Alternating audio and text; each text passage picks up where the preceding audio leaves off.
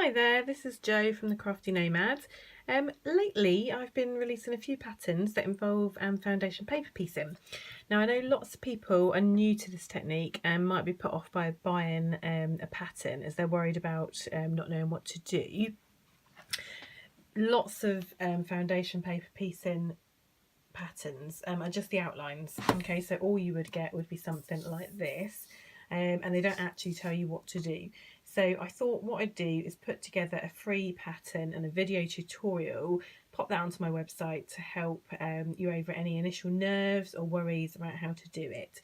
So if you're interested in getting this pattern, you can download that for free from my website, which is www.thecraftynomad.co.uk.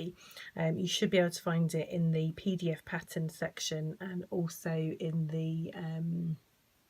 the section for tutorials. So this is how the block will look when it's finished. All right, so it will finish up without it being sewn in at 6.5 inches square, and once it's sewn into your quilt it'll be a 6-inch block. All right, so you can see that just there. Now generally what you'll do with foundation paper piecing patterns is you will see that they are separated into sections. So this one I've separated into 2 sections so that you can see how sections go together. All right, but essentially you make up the sections independently from one another and then pop them together to form the block, as I said. And we've got this block here that I've just called Simple Trees block. So what we'll do is we start by cutting out each of the sections. So in true Blue Peter style, you can see here's one we made earlier. So we've got block section A and section B down here. I've just handwritten these sizes on. These are the sizes of the fabric that you will cut. Now they will be separate in the pattern for you to have a look at. And they are bigger than what you actually need, and that is deliberate. So don't think when you're cutting out that, you know, this is way too big. It is deliberately like that. Okay, just a quick word on these. The bold lines that you can see around the outside here, they are your finished block size. The pale grey lines around the outside just are your seam allowance. When you're cutting them out, you can see that I haven't cut on the pale grey line. I've actually cut a little bit extra around the outside, and that's just so that I can trim it back later on very accurately. Okay, some of the tools that we use for foundation paper piecing, I'm just going to pop those here so you can see those.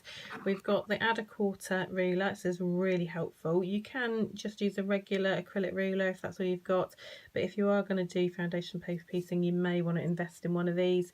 It's got an added kind of lip here, and it just helps, makes it a lot quicker to trim back to 1/4 inch. This is a seam roller.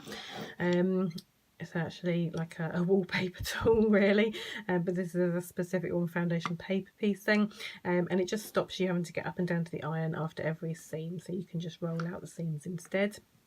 This is a handy little tool as well. So this is a fabric glue pen, and I've recently I've had this for ages, and recently was at a quilt retreat where Kerry Green taught a technique which I loved, and I've incorporated some part of it into this tutorial for you. Kerry Green's got a blog called Very Kerry Berry, if anybody wants to check that out. So we will be using that today, and obviously the rotary cutter. Another tip, another tool to have in your stash for this one is a pair of tweezers, and they're to pull the bits of paper out later on. All right. Okay. So to get started, we want to fold along these bold lines between the sections. You can either do that with any kind of tool that you've got, blunt pair of scissors, that kind of thing. I generally put my ruler up against the line and just fold the paper up.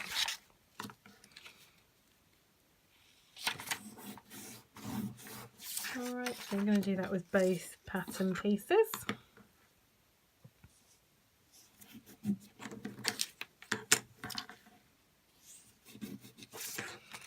Okay, and we're going to start with section A, and I'm going to turn over my pattern piece so that I can't see my lines.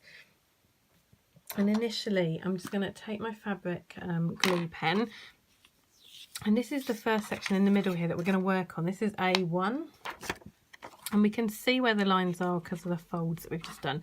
So I'm just going to pop some glue onto that middle section. I'm going to take my fabric that is going to go on that middle section, and I'm just going to place it over there, and making sure that I've got fabric over the top here and over the bottom just down here.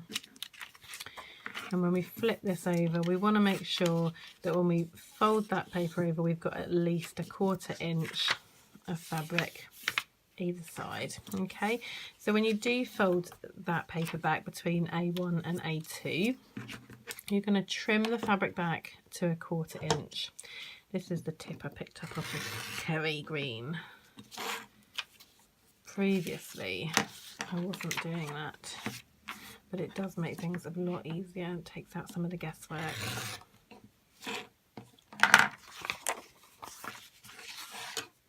Okay, so it looks something like that at this stage. Now we're going to now work on A2. So we've got A1 to A2. So I'm going to take my 3 by 6.5 inch piece, and I'm going to place it right sides to right sides up against that edge that we have just cut just there. Now if you want to be sure, because we're doing this on an angle, we want to be sure that when we fold it back, we've got enough of the white fabric to cover these parts of the paper. A quick way to do that is to just again fold along that line, fold it back, and make sure that your fabric is going to be covering those 2 points. When you are sure that it is, you're going to pop this under your machine and you're going to sew along that line. You are going to start in the seam allowance and finish in the seam allowance. With foundation paper piecing, you would reduce your stitch lengths down to 1.5, and make sure to do some reverse stitches beginning and end, just to make sure that when we rip the papers out later, that we don't rip the stitches out at the same time. Do stitch directly on the line. Do be aware that you will be blunting your needle and your rotary cutter blades much quicker than if you were just cutting out paper.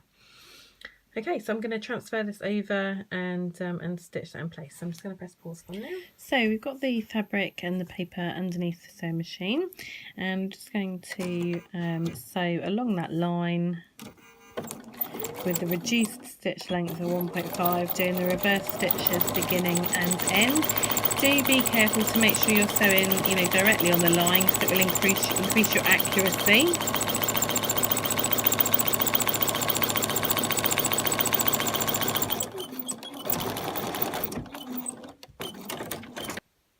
So once we've sewn it down, it looks something like this, and we want to flip that back along there. So you can finger press that in place, or you can use your seam roller, or you can even take it off to an iron.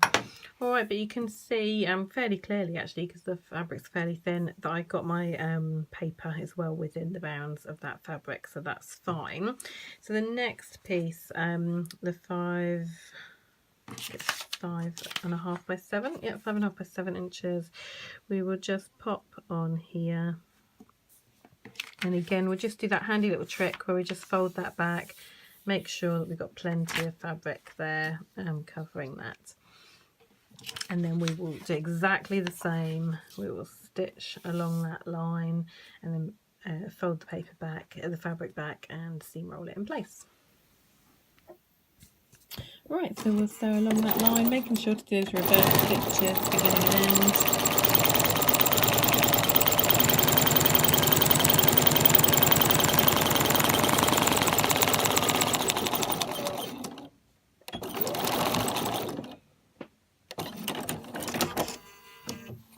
Now you may have noticed that on this section I didn't actually cross over the line of stitching. You can, that'll be absolutely fine if you do stitch all the way to the end, but you don't necessarily need to, just on that one.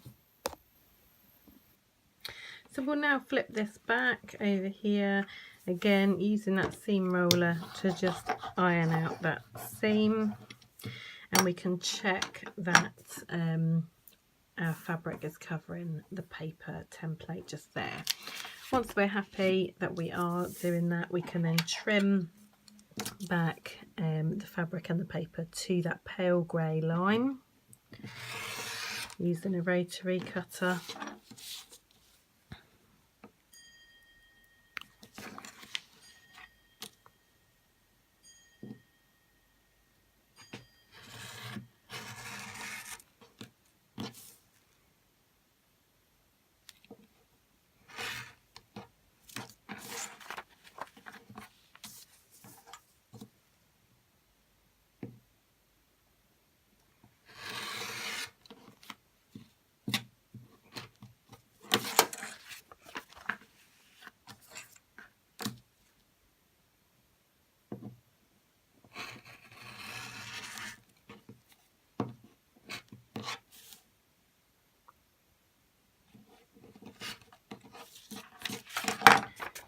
And then you'll have something looking like this, and if we flip that over, we can see we've got the top section of our tree ready done.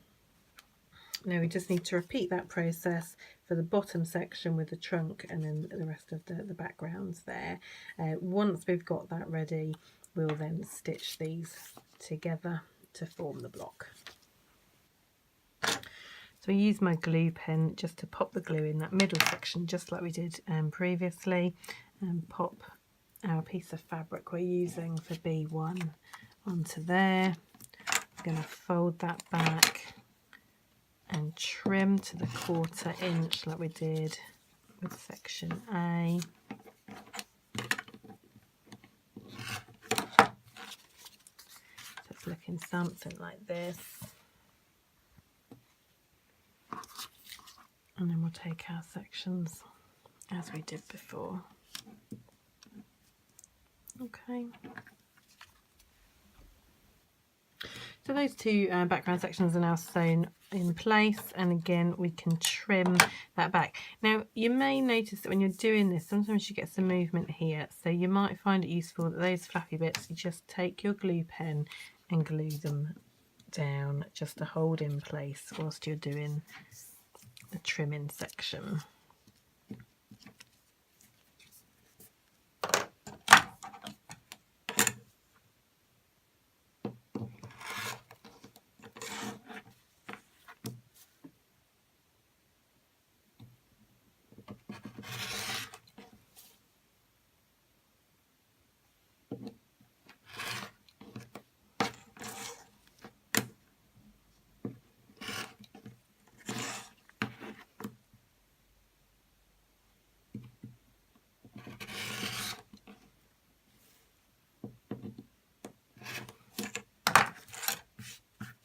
Okay, so there's section B of our block, and we've got section A just here.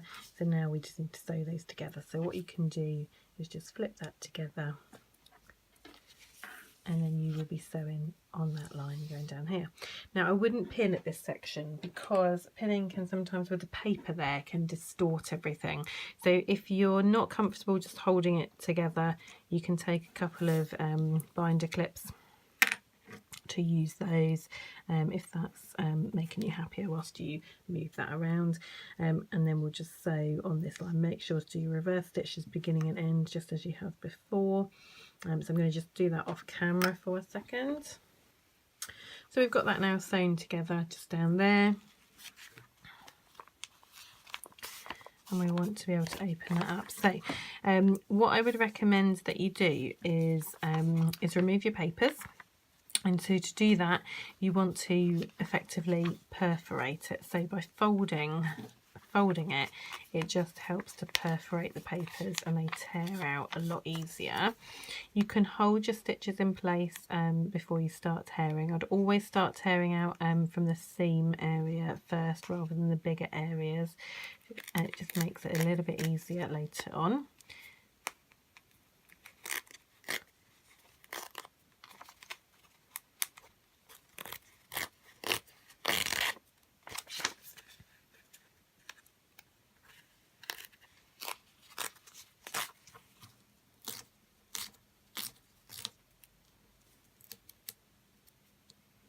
just carefully tearing out the seam sections, just folding them as I go if I need a little bit more help. And then what we'll do then is start tearing out the bigger pieces, so they should come out a lot easier now that you've taken that seam section out. And you can just sort of pull on the fabric, and again, just to help, just fold that in place, if that helps. And that just comes out fairly easily. If you get any tricky bits like this that don't want to come out, you can obviously just use your fingers to do that, or you can, this is where your tweezers are going to come in helpful. You're just going to use your tweezers just to help pull those sections out from there.